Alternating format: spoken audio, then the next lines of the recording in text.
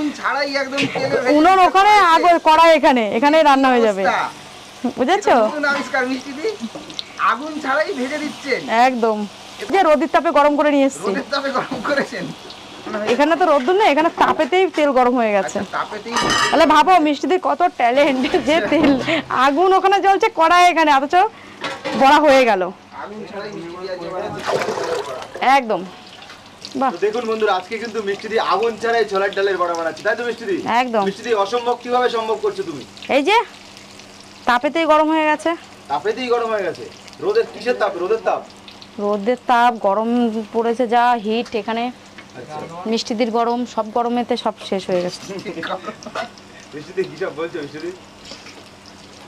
লোকে আবার কি বলতে? তা মিষ্টিদের গরম লাগে না? আচ্ছা, মিষ্টিদের কি গরম লাগে না? একদম।